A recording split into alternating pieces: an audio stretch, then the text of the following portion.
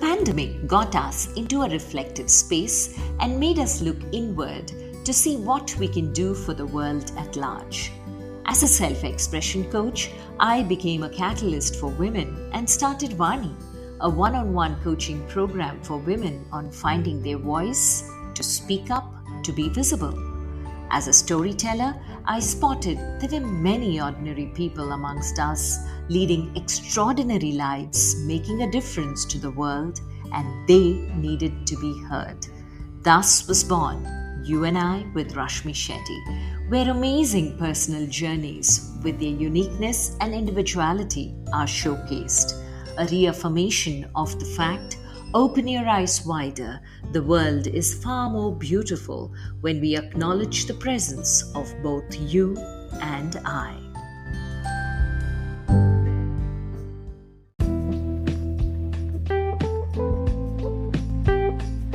Our guest today is Joseph Babu, who serves as the dynamic CMO and growth driver at Riafy Technologies, one of the world's largest AI app studios based in Kochi, India. Riafy has amassed over 75 million global users across 23 languages.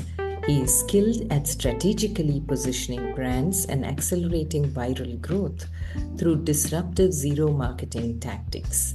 Joseph pioneered Riafy's viral acquisition strategy, which organically garnered millions of users without any advertisement spending. An esteemed thought leader in marketing innovation, Joseph was awarded Thai Kerala's Best Entrepreneur in 2021.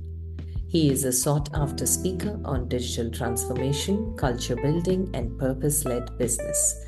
Joseph played an instrumental role in Riafy's meteoric rise, growing their flagship cooking app, Cookbook Recipes, into India's #1 in its category. He led Riafy to become India's sole premium partner for Google Cloud's Generative AI. With experience visiting numerous countries across 5 continents, Joseph brings a global perspective. He is passionate about leveraging partnerships and technology to uplift people worldwide. Joseph believes in creating win-win relationships and close-knit teams.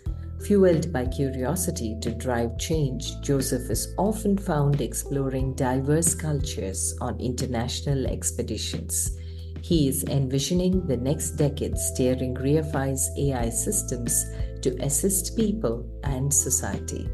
Joseph aspires to inspire future leaders in purpose-driven business. Currently, he is spearheading Riafy's highly advanced generative AI platform, R10, to revolutionize enterprise AI adoption. Joseph, after the conference talk, the Kettle conference talk of yours, I was completely floored with the authenticity that you brought to the table. Skeptical about AI, I was really touched with the human element. I'm really honored that you agreed to be on You and I with Rashmi Shetty. Welcome. Thank you. Thank you, Rashmi. The pleasure is all mine. Thank you. Now, before we find out who Joseph is in the AI world, I want to know what little Joseph was like and your journey to reach where you have today. Yes, so I think from the times when I have this memory, so if I think I was, from what I heard from my mom also, is that I was a very curious child. So yeah, that curiosity grown along with me. So during the schooling time, I think I was that person who always loved to have fun, who always being around with friends, to have a good time, and everything and anything about sports and games I loved. I was, I would say, not so bad at studies. I have a way to crack exams. I think that is the best way to put it. I was not the smartest in the class, but I know how to crack exams. And thankfully, I was the topper for the 10th exams. Wow. So again, not because I was so smart, because I know a way to crack exams. So from till 10th, it was more like with friends, I would say sports and all. And it continued when I moved to my +1, +2, where I met my friends with whom I started my company. Hmm. So it was going to my plus one, plus two school was really interesting because the kind of peer group that I had was really talented. So if I could quote an example, if today, like after half an hour, if we have a program in the school, these people were so smart that they can organize it like they were planning it for more than 1 month. So that is the kind of improvisation, or I would say the kind of energy these people had, and it had a very good impact on me. And even the teachers that we had, they were the ones who trained the students for all sort of activities and things, and the energy that they had. I did my till 10th in Anita Vidyalaya school in Kaladi, which is the Sri Shankara, the birthplace of Yeah, Sri Shankara. Shankaracharya. Yes. Then I did my plus two in Vishwajyoti CMI Public School, which is in Angamali. Then Okay. I took like any other, I would say, student during that time. It would be either engineering or doctor. So engineering had this wide doors opened of doing anything after doing engineering. So that was the reason to take engineering, not because of the passion towards engineering. What was passion was like we see in the Hollywood movies or in the Bollywood movies. Uh, like the young people go to the college, they'll have dance and fun. That was my imagination about the college. It was not the same. I did my college in Rajagiri Engineering College. But one thing that was really good was, of course, the people there, and also in a job perspective, they had very good placements. So what happened was, by the time that I got out of the college, uh, I had multiple placements. So this is my side of story. But in between the college itself, the I think the seed of the artificial intelligence started from the college time. So my friends uh, uh, who I met during my plus one, plus two. So these people were in another college, and I used to meet them quite often. So they had this idea of starting this one college quiz for one of their college competitions, inter-college competition. So basically, this quiz is basically like you can see a question on the screen and you have to give an answer. So Yeah. once you give a wrong answer, what happens is that again you have to try. So being the creators of this quiz, my friends, they wanted to make it to the next level. So they were thinking how they can do that. They were having a nice biryani at midnight and thinking about that. And that's how one of our friends put this idea that why don't you make this quiz talk back? So we found that is interesting. So it is. So what do you think? So we were asking him, what do you think about this? So can you elaborate a bit? So he was saying, like a teacher, why don't this quiz can give insight if someone is giving a wrong answer? So that was quite a nice idea. So if we evolve that quiz and it becomes a relational intelligence system where it can find relation between two things. So for example, like if the question is who's the ODI cricket player who have scored most number of runs in ODIs for India, Hmm. if someone is giving the answer that is Saurav Ganguly, the quiz will talk back and say, no, it's not Saurav Ganguly, but they used to open the batting together for India. So the answer is actually Sachin, but the system is giving the relation between Sachin and Saurav. It became a relationship engine. Then it could find relation between multiple entities. So there were very interesting examples that people tried. So right after the college, what we did was we go for patent for this particular technology. And that was the next moment at which we realized that this is a technology. What we have is something that is at par with what Apple, Google, and Microsoft is having. So there is something called a prior art search that IP firms will do while we file for an IP, that which all companies have a similar tech. So that's how we came to know that this is something worthwhile pursuing. So we decided not to take up any jobs. We started the company. That's how Riafy took into place, and that's when we started our journey together, and also the AI journey. Oh my God. But when it comes to AI, it's in the last few years, in fact, the last couple of years that everybody's talking about it. You seem to have got into this field much before the world woke up to it, especially in this side of the subcontinent, where people started talking AI in everyday language terms. So when you knew you hit it right, of course, by default, you got it right. Looking back at your journey now, Joseph, from you seem to be absolutely humble by saying that you cracked every exam because you knew how to crack it, and you topped the 10th exam not because you were intelligent, but you knew how to crack it. Was there something in you intuitively that always helped you take the right move? It's quite a tricky question because when I think about it, so this is what uh, I have introspected about the same. What was the right thing which I did? Uh, so when it happens in a sequence of events, you might not know the dots is going to get connected. But when you look back, you can see the dots were getting connected. So I think that is the thrill about living life. So that's what I think. Because it's not like a pre-planned kind of a thing, right? So people that who know me from my childhood, so they might thought that I would become a politician because my grandfather was a politician, my dad is a politician. Then some of my teachers thought that I might pursue something like civil service, which again, uh, I honestly don't think I could crack it. But these were the expectations. When I took an entirely different path of entrepreneurship, which I have no clue about doing because I'm a first generation entrepreneur. What I loved about doing this is I knew that I might not continue to be a software engineer or an electrical engineer, but I know that I love to work with my friends.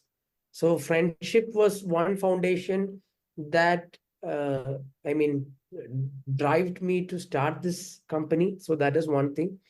And I was passionate about new things because per se I was not a very sound technological guy, but rest of my teammates were. But I was so curious to listen to them, and my role was more in the initial stages of what they're building. I used to test it and see whether is it useful or how it can be used. uh, so that is what I can think of, like.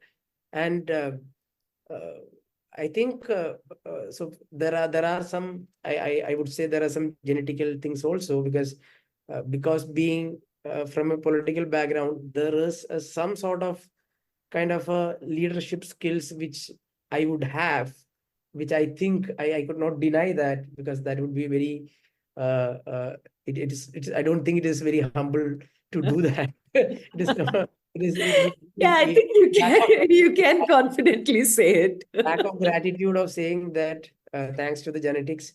But I would say that how it helped, how other founders saw it is, for we were six co-founders who started the company, of which four of them are have very strong technical background, and two of us are non-technical.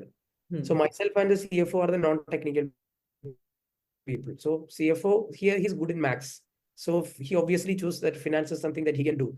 Because I'm talking about just when we started the company, because we were not MBA graduates, we are just done the engineering. We don't know how to run a business.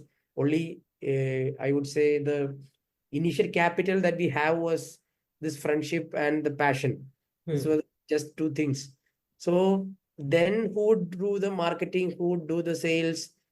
This role automatically came to me. It was not, I didn't choose it. It just came to me because it was, that's what last left in the plate to take.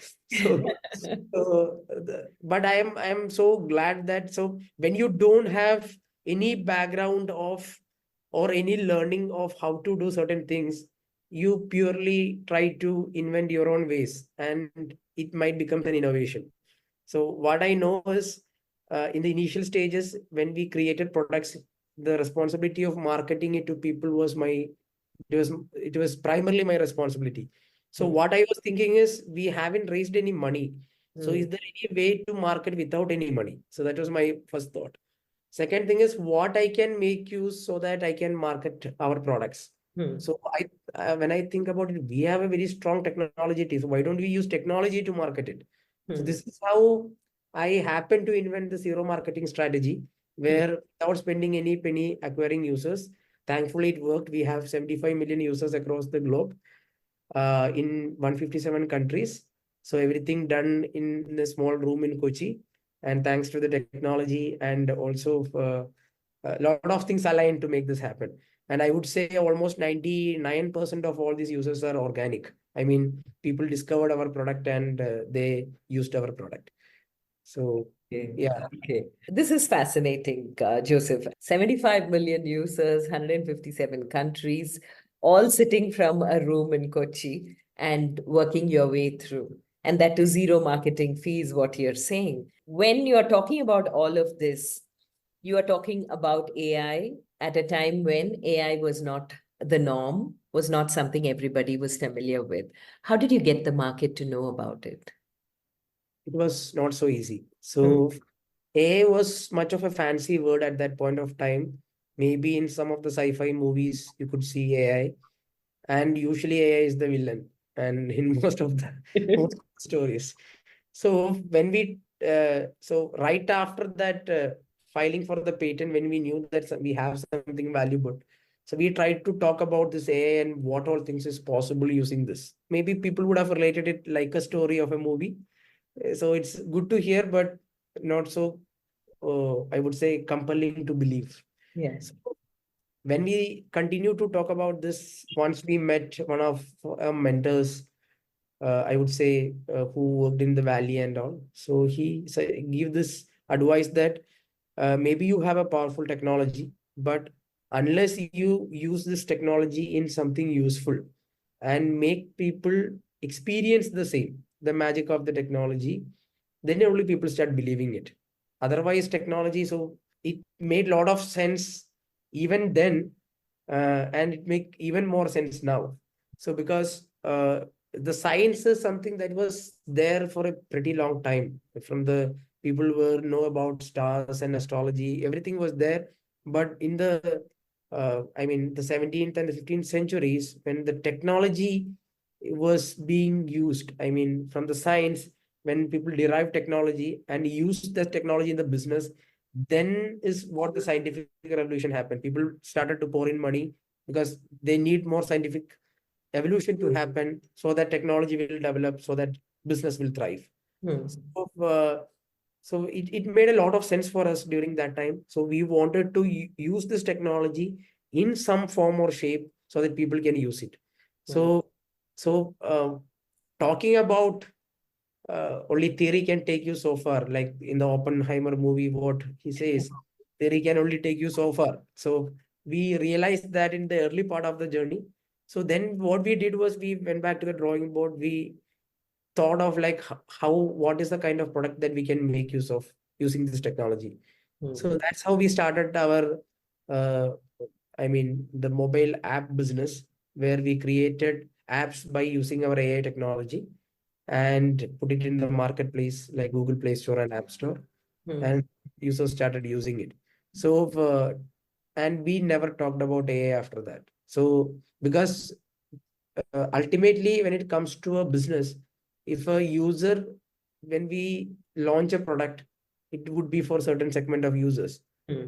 They use, if they find value, then only the product makes sense, even if you use rocket science in that. Correct. So we truly understood in the beginning stage itself. So we didn't say that we are using any of these technologies. We created the product so that we focused on the user experience part, use technology to improve that user experience. And it was like a 7 years journey. And within 2 years, the first app that we launched, which is the Cookbook Recipes, became India's largest recipe app. Now it's the second largest in the world. So that journey was, I think, which was a core focus on customer experience. And in order to create that customer experience, you leverage technology, but we didn't talk about it. Hmm. And started talking about AI once the pandemic hit, where the world was also ready to accept this digital transformation, where everyone wanted technology to bring whatever services to their doorstep, that, rather than going to maybe to a bank or to a healthcare service or whatever that is. Hmm. So that is when we knew that the world is ready, that this kind of a technology can be talked about. And that is when we got our first B2B client also. So that was the journey. Initially, it was, I would say, it was tough to talk about AI. So what we did was very simple. We stopped talking about it. This is so contrary to what marketing says. According to marketing parlance, you have to be visible, you have to talk about it, only then people know you're there in the market. And here you say, we stopped talking about it, and that's how it worked. Yeah. But when you're giving this entire journey so far, Joseph, what is interesting is the fact that you tried at a very organic level with individuals and then started spreading the word by itself rather than you trying very hard. It was difficult, yes, but you believed. What held you all together? What held you all together? Because it was a tough journey at that point of time, but what held the six of you together? I think when I look back, I think the best thing that happened was the team that we had, the six founders. If I Hmm. say the journey, initially for the first 3 to 4 years, it was just six of us and one employee. Hmm. And thankfully, the founding team that we had are the entire skills to run a company. I Hmm. mean, I won't say that we are experts in that, but in order to to create, considering our business. So when you create a mobile app, you want the front end designs, you want the back end, you want it to be placed on the store. There is a marketing, there is a finance that need to happen. There is a customer success, there is a content side. So everything is managed by six of us. Hmm. And for the content management side only, we hired one person. So as we had this entire skills within the team, we were so comfortable with each other, right? So this comfort was the one thing that keep us driving for the initial years, Hmm. right? And definitely we are friends, so we know each other. We know the other one's weakness, strength. So it was really easy for us to play along. I mean, it made a very good team. And once we had challenges, definitely this journey have challenges. Once we had this revenue dips, and there was a phase in during the journey, uh, and at that time it was more profound of being there for each other. So before, when someone in my team, I mean the founding team, and someone start talking, I know what is about to talk. That is the kind of connection. And when someone says something, we know why he's saying it. So Hmm. this understanding was one thing that connected the bond between six of us. And this bond is what thrived us in the 10 years. So I am very proud to say that we know we have a lot of contemporaries who started during the same time. But I don't think that none of the founders have the same founding team right now. Maybe they have a scale to other companies, or some of them have split it. So because of many reasons, but this is something that I say with so much of pride, that we stay together.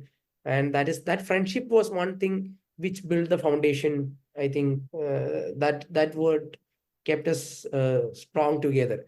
And just to mention about the previous notion, that I stopped just talking about AI. We never stopped talking about our product. We just stopped talking that it is AI that powered this product, but we talked all over the media, all over the. So I think Cookbook was the first product from India to be showcased on Google I/O in 2015.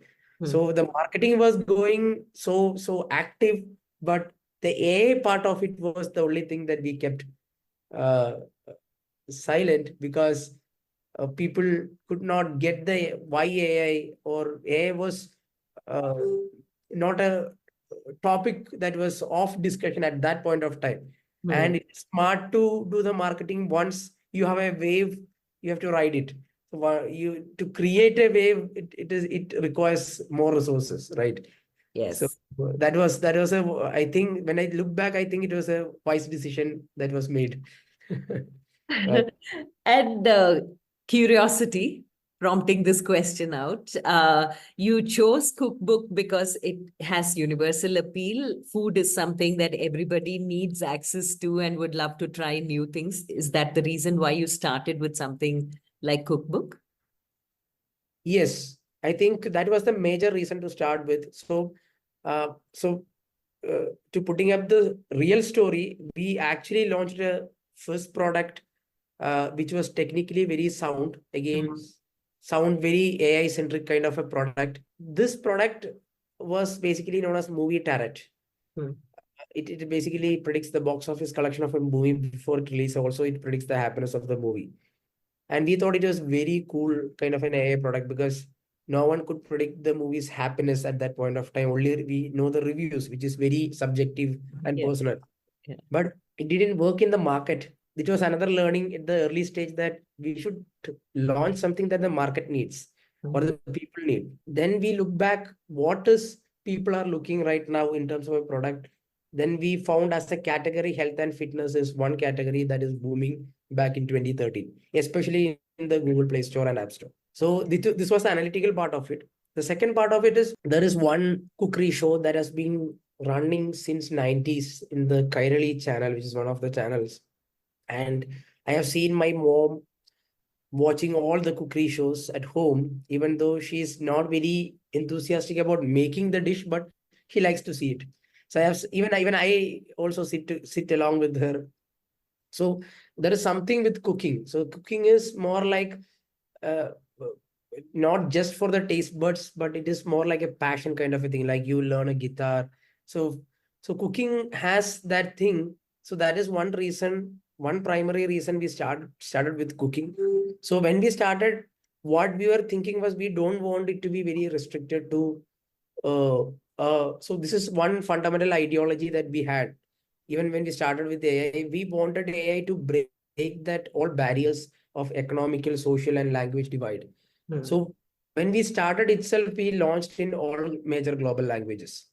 So even in Spanish, even in Italian. So when those people take our app, they feel like it is their homemade app. So going global and making it local was our mantra when we started. So then I came to know that this was apart from English, there was a 50% market for the other languages which we tapped in. So this was something that we, apart from choosing the cookbook as an app, health and fitness sector was one reason. The passion for cooking, the demand for cooking was one reason. And none of us cook during that time. None of the founders would cook. Then later we came to know that we need to know what is the actual problems of someone who cooks using this app. Then we try to do this user testing, get the feedbacks, try to sit and read the entire reviews that people writing, try to solve it using technically. Southeast Asian market, there is something very unique that during that time the smartphone revolution was just happening. So there is a high storage limitation. So people would have a messaging app, people would have a email app. Apart from the fundamental apps, people want to keep a cooking app that has to be that compelling, right? So that was one problem. The first problem was basically how people would keep your app in their phone when the memory is so low. So it has to be that compelling. The second one was to use this app, you need internet, right? So when you go to kitchen to cook, because that's where you cook, if you are using your Wi-Fi might not have range in the kitchen, right? So will it be possible to access the recipes offline? So this then so similarly there I can quote many examples which we learned because we don't know cooking. We try to sit and read what people are saying, what is their problems, and try to solve the same within the app. So this is how we approached it. So we were a bunch of people who don't cook but who love to eat. Then we I would say narrow down to this cookbook basically because of the market research and the demand for the cooking apps. And starting was just only one thing. Starting the cookbook was just one thing because initially it was a simple app where there are certain categories. You can click open, you can see the recipes, ingredients, and you can cook. Then it becomes a entirely different app where you can see what is there in your fridge and you can get recipes for that. And you can get the shopping list while you go for shopping. All the problems related to cooking, from thinking of cooking to planning and actual cooking, we have a cooking mode also without using hand or anything. You can just say and move your ingredient things and steps and all. So that this is how we end up in started cooking and how we progressed about it. Okay.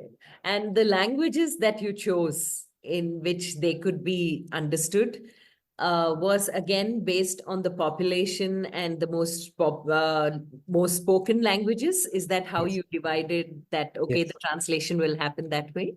Right. So we initially started with that only because when you are a startup or a small team, you have to carefully handle your resources. Yeah, Right? yeah, So because uh, there would be one language that would be used by a small number of users. yeah. Engineering effort to build that would be much more. So to create, if your impact is on your centerpiece, what is the kind of work that make a maximum impact? So we started with Spanish, Italian, because those were the languages in which most number of Android phones were sold. Hmm. So that was the criteria for us to choose the languages.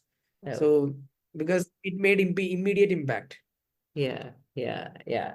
Very smart, very smart. And this is where I think you beat the rest of the world in order to make sure that your grounding was very strong, your presence very visible in a space that the pandemic created for all of us to get into digital world.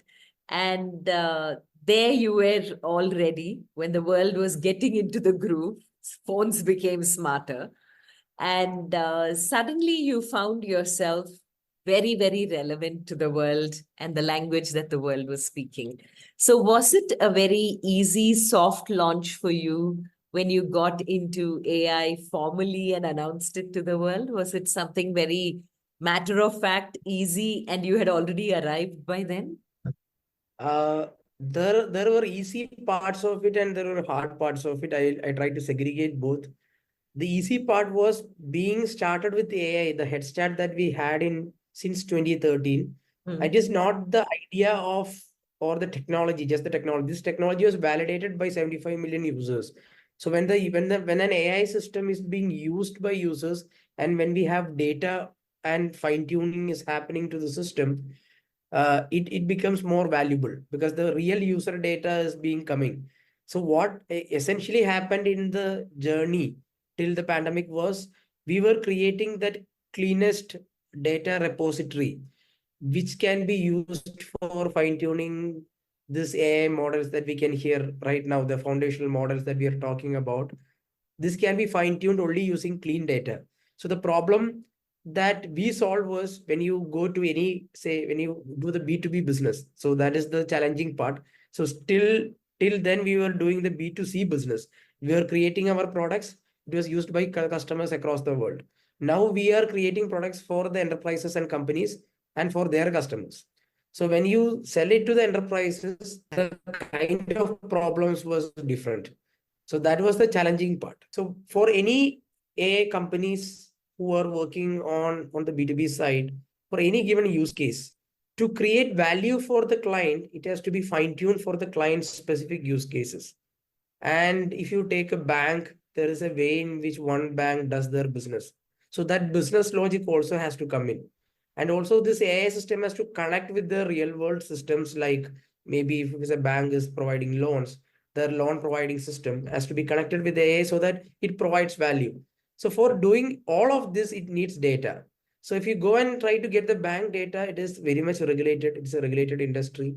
So the bank cannot give the customer data to a third party and in various forms and shapes, even though the regulations is different in different industries, it is very difficult for any companies to share their first party customer data to any third party. So because data is the new oil, that world knows it. That is how people going to say get more value from the customer. So we have entirely cut that dependency because our approach is different. So we fine tune for any use case using our own proprietary data. So that makes the entire AI implementation faster. So we can do an AI use case for an enterprise within a time period of 4 weeks, which is a stellar fast time period, which none of the companies would believe at first. So that is the advantage or the easy part of it. As we have already have the one of the largest, cleanest data repository we could fine tune for any AI use cases. Second thing was definitely the speed in which we can execute, which gives us an advantage. The third thing is the thing that you started, the ethical foundation. So this is one very critical thing. We, even though being in this AI space for a very long time, we know what all things that AI can do. So to talk about the challenging part, or the alarming part of it is even more lethal than the atom bomb or the nuclear energy. So it is always on the humans who use these tools. So similarly, I would say, rather than the tools, this technology. So how AI is trained is very critical when you use it for any use cases. So we have trained all our AI models with a very strong ethical guardrail so that it won't go rogue at any point of time. Because AI, if you think of AI, I always take this analogy, like easiest way to understand. If you can define human as intelligence on a carbon-based body, you can define AI as intelligence on a silicon-based body, both having intelligence. So this intelligence, how the AI evolution happened was it tried to mimic the working of a brain. It will connect things, learn things, it can share knowledge. So all these capabilities are there for this new generative AI kind of wave that is happening, or the technology that is happening. So it is too critical. Like you train or grow a child, it's very important to how you train your AI models. So being ethically guarded, or creating a responsible AI is also something that we really worked, and we know that, so that for any given use case, it will be grounded, it will be anchored to the source of truth. So these were the advantages that we had: the data, the speed in which we can execute, the ethical guardrails, and already we have well versed in global languages. It is all our AI systems are multilingual, and it can connect to all platforms. So wherever users are there, we can connect and converse there. The challenging part was the B2B business dynamics, because we have never done the B2B business. So what work in B2B business is trust. So any big banks, in order to get a small, I would say, compared to the other vendors that they work with, a small company like us, to first we have to build that trust. So the trust building was a process that took time, and definitely we had no previous experience in banking. So this question, any reasonable people would ask this question. So our response was, we have no limitations because of that. The same reason, like when we started marketing, like I said, when I did marketing, I have no previous experience of how it has to be done. So I can do anything. So the same thing is what we were putting it forward. So we do anything in our capacity to make your client's interest to happen. I mean, whatever that they want in the product, we can make sure that it can happen. And because even our first client, which is Federal Bank, I am very thankful to the leadership, because they trusted us, and they said that there were 30 vendors they evaluated, including all the giants. So none of them could show exactly what they needed. We could show that. So that is why they started to believe us. And even now we follow the same strategy. When we go to a client, we exactly show them what they want to see, because uh, being from, I would say, Kerala, especially from a place near, there is a place called Malayattur, which is very near to my place. It's the place of Saint Thomas. So Saint Thomas is that guy who only he who didn't even believe Jesus when he came back from the dead. He wanted to touch his hand, and then only he believed. So being from that place, we know that anyone can claim things, but showing it and actually making it work is what it takes for the client to believe. So we choose that route. So that was something that we learned over the journey on the B2B side. That was a bit hard, but the B2B business dynamics is something that even now we are continue to learn. But we definitely had this advantage of starting early on the AI side. Yeah, true. Very true. And like you said, the ethical part of it is what really floored me, and the importance of it, because there are a lot of things happening in the cyber world today, and a lot of crimes which are attributed to AI. So many people are kind of scared to get into that space because they're not sure what of their knowledge and their information would be taken away from them, and the security elements are questionable. So when it comes to AI, let's start with something as simple as Chat GPT. So that is, I know, a very small aspect of AI, but the way the answers come out is something which is important for us to understand, that the way you question is how the answer is framed. So for that prompt, you need the human intelligence to intervene to give the right prompt to get the answer as per your need. So having been in that space for so long now, Joseph, where do you think man still is one up over AI? Because everyone around is kind of scared whether AI will take over at some point, and you are holding ethics as one of your biggest pillars. So keeping ethics and the takeover of AI at some point, if we allow it to go the way it is, where do you think the human being can intervene? It's actually a very relevant question. It is being on almost all AI debates. This question is being coming. So at this point of time, at least the time at which we are talking at present, uh, it's still very much in the control of humans. Like, it's very much in the control of the humans when I say that it is fundamentally how a human is using this AI for what all applications that we are using it for. So, like I mentioned at the beginning, so as you have brought in the example of ChatGPT, because that was the one thing that created the revolution of the generative AI. There were a lot of tools. Then Google got in. There was Palm 2, there was Bard, there is Gemini that came in. Even the open source have a lot of LLMs.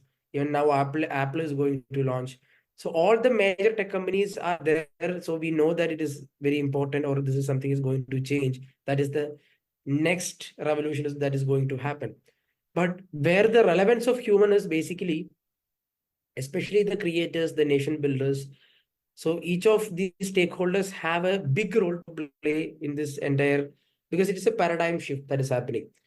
So if you see internet times, so from the paper, everything moving to internet, then to smartphones, then now it's moving to AI. So what happens with the AI thing is, now we are dealing with intelligence also. So so when you deal with intelligence, I don't want to add to the complexity of the entire thing, but just to give it to a perspective, the Chat GPT model that launched in say 2023, during that time beginning, it has an IQ which is around 150 to 160, which is smarter than 99.9% of humans. And after 3 months, they launched something called GPT-4, which is the foundational LLM that powers ChatGPT, which has got 1600 as its IQ, which is 10 times more than human. So you can imagine in the next 5 years, what is the kind of IQ this intelligence system has. Even human can understand what, I mean, to cohesively to understand what the system is saying, or what are the intentions in which it's saying. So all these things are questioned. So that is why it is important for us to create the ethical frameworks for responsible AI at present. I mean, which all applications we are using AI.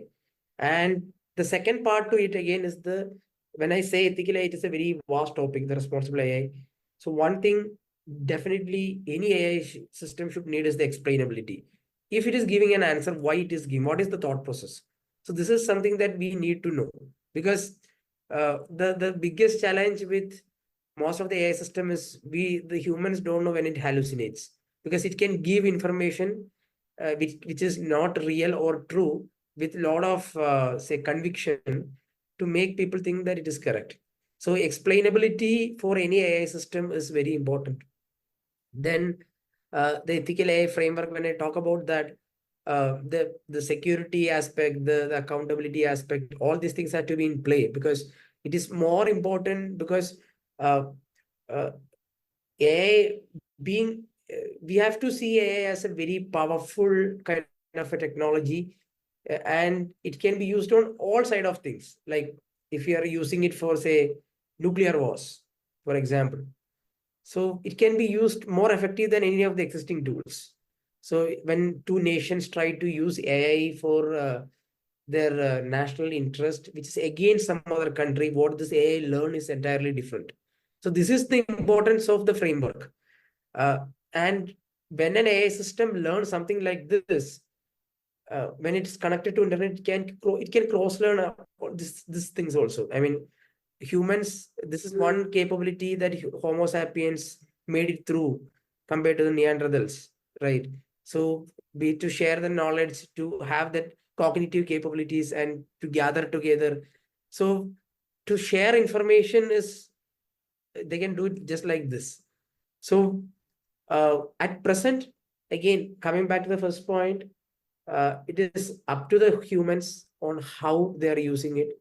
And when it is used in its full potential, there can be a lot of transformations, especially in the job scenarios, because a lot of jobs is getting replaced with new jobs. I won't say that the jobs will be, I mean, there won't be any jobs for humans, because it's always up to humans on how to use these systems. And all the application level things is supposed to be, at least in our thought process, what we think it should make human work better and faster or smarter, is the way in which we think of AI tools. So it is always for human, because uh, we had computers, then we got smartphone, which is a smarter gadget. Now we have AI, which is even smarter. So it has to uh, empower us as humans. It should not be the other way. So because being a powerful technology, what can happen is there can be a lot of job shift in a very small span of time, which hasn't been seen ever in the history. So the economy also has to be equipped for the same. How this transition can happen. So there have been a lot of AI bills is going on to impose more tax on the AI kind of use cases. Is primarily because to slow down this thing so that people can adapt. But uh, there is no going back from AI, because that is what history have told us. When a new technology comes in, uh, it is a necessary evolution. It's what is more important is how we are going to handle with ethical frameworks, and every company should have, even if they are not an AI company, if they are adopting an AI technology, there should be a basic framework and should pass through that so that it is used for good. So these are the generic thoughts that we have, at least for any use cases that we take, we try to do this validation, and while fine tuning or create the model also, we keep that in the center. I really hope, wish, and pray that everyone who's using AI remembers this, because the more you stress on ethics and the more you're doing it every time, it's there all over your website as well. When it comes to Riafy, you set out with a mission. Today, when you're looking back, has your mission actually been accomplished? Are you still on the path of greater accomplishments? Where are you on that journey? As per plan? We are just starting. I think the first decade was more on, it was a story of perseverance, because what AI could do, we haven't done much, I would say, in the first decade, because it is the time of prep, because world was not ready to Yeah. use AI in its full potential and throttle. But now the world is ready. They know what AI is capable of. So I think now this decade is where we believe that the FI has a lot more role to play, especially on the AI side, because not to give up and be stick into that journey was the key part in the first decade for us, because it took us almost 10 years. Even though we had the technology, it has evolved, we were doing business, but now the world is ready to, because even when we started the company, the story that we used to say is that uh, if I am thinking of something, the technology should be able to bring it. That is the magic of technology. Because if you remember, I quoted this because the word Riafa is an anagram of fairy. And why fairy is one thing that comes and do magic for you, right? So we believe that technology can create magic, but the true potential of magic is unlocked now. So we are expecting to create more magic. So that is the dream that we had. Now we can create that dream. So in this decade. So that's how I Okay. see it. Okay, this is actually very beautiful. But another thing that I'm very curious about is, in this dream of Riafy, what are some of those milestones that you are really proud of and you know you're going the right direction? Because every one of us who sets out on a journey has certain milestones we set to be reached to know we are on the right path. So, Right. what are some of those milestone moments for you as a company? Uh, I love the fact that it's fairy inverted, Riafy. Uh, yeah. So, Yeah. what are some of those milestones that you would be really looking back with pride? Yes. So since we started the company, the first major aha moment for us was being the first company from India to be showcased on Google I/O. So Mm. it is one of the largest tech conference hosted by Google. So it was in San Francisco. Two of our founders got invited, and it was the proudest moment for us because Google I/O was one event that we used to watch in college at night to see what is the new tech thing is being launched. So we created a product, and that is being showcased on that stage within 2 years after the college was a dream come true moment for us. And since then, for every 5 years, Google have showcased one or other products. Again, we continue to do that success consistently. Otherwise, it is like a one-off thing, like being there for one time. And in 2019, the Google team flew in and created a story of Riafy. And so that was the B2B journey. And one thing that I am very proud of is, so we have gone through that valley of death, I would say, where our revenue started drooping. From there, we restarted our journey in 2018. So again, when I look back, when you talk to experienced founders who have been being an entrepreneur, they say that the entrepreneurial graph is just like a sine wave. It Mhm. is not like always going like a flat curve. There will be ups and downs, but you make sure that the sine wave is going up, Yeah. right? So this is something exactly how the journey was. The other key milestone was for us was last year. We were invited to talk about responsible AI in the Google Cloud conference in US. We were the only founders from India to be invited for that. So I think that is a testimony for the work that I've been doing for the last 10 years. It was a proud moment for us. So our CEO, Mr. John Matthew, was there to talk about the same. And when we look back, the 75 million users that we have in the B2C side for still using our product. And uh, the one story which I could recall is, I think it happened in 2013, that when we launched in Portuguese language, there is a Brazilian girl who sent a review saying that she baked a birthday cake for her mom and she loved it. Thank you, Cookbook. So we know that we could not touch people's lives who are so far in the other part of the continent. So these are the moments that I can think of. And in terms of milestones, right now we are the only generative AI partner of Google Cloud in India. So it was a quite a big achievement for us. And going forward, we are seeing to grow our business. So right now, when I think of so people used to say that if your company was not in Kochi, if it was in Valley, the kind of money that you have made is huge. So we want that also to be rectified in the next decade. Hopefully, in terms of economically or financially also, we want to see a big success. So this is something that I wish for. Yeah. Amen to that. Yeah. And in spite of all these successes, Joseph, what really touched me in your talk was the part where you spoke about how you work 4 days a week and your wives are equal partners. Now, how did you keep your relationships so closely knit, personally and professionally, and make sure you have the true balance that people wish for and hope for? Right. So every company will have a culture, right? So culture is not something that you can say speak or you can, I would say, impose. It has to be created. So for us, we were not very sure that what is the kind of company culture that we need to create, but being a company that started with six friends, it automatically have a close knit of a family vibe. So even our initial hire was another group of people who were working together. So that was our second line of people. So whenever we hire, we do that cultural fit and we try to make sure that the kind of we want company to be that happy place that everyday people come and work. Because otherwise, if it is a place where you come and do your task and go, that is not a place that you look forward on every day to come. So we want our workplace to be happy. So we created a lot of activities and things around the company to make sure that this is happening. So in 2019, we announced our moonshot protocol. It was basically a thought process of doing 10x better in everything what that we do. So that was one thing.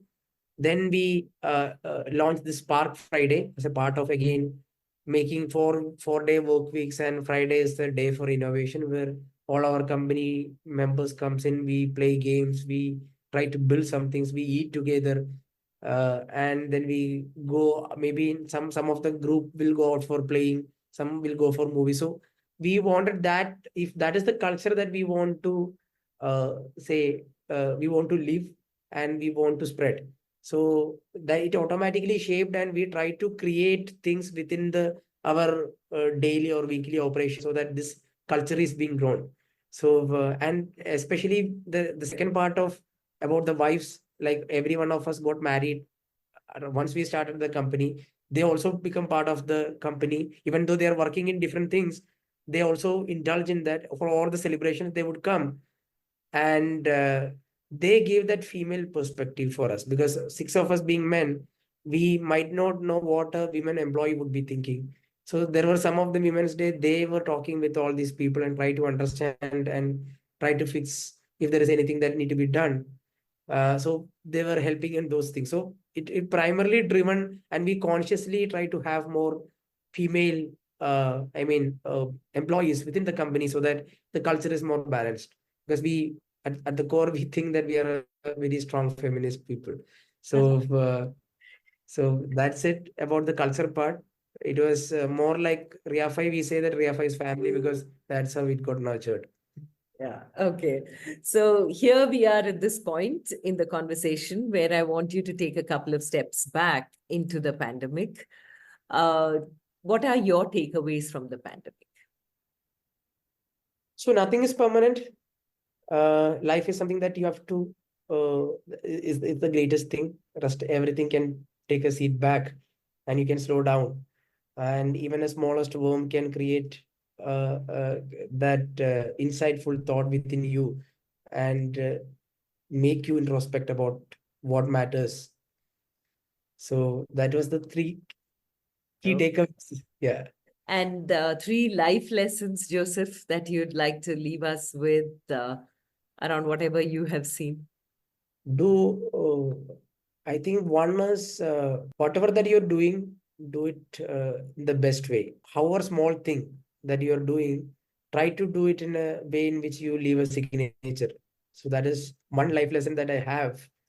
The second thing is, it is more important about knowing than the knowledge, the art of knowing the perspectives. So it has to continuously grow and keep learning. So because uh, that is how the world is changing across all aspects. So keep learning. So these are the three things I could think of. Thank you so very much, Joseph. It has been such a wonderful conversation with you.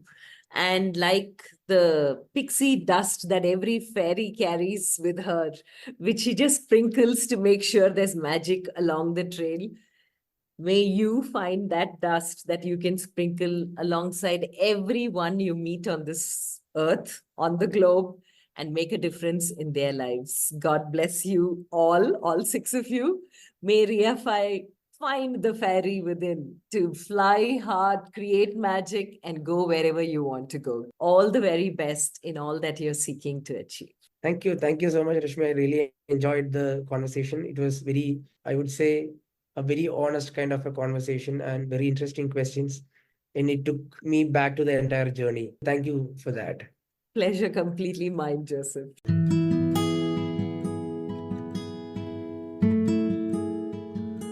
With that, we come to the end of this weekly quest of You and I with Rashmi Shetty. Do let us know if you know people who make the world beautiful. Write in to rashmi.thethirdeye@gmail.com. That is rashmi.thethirdeye@gmail.com. Come, let's explore this amazing world together, both you and I.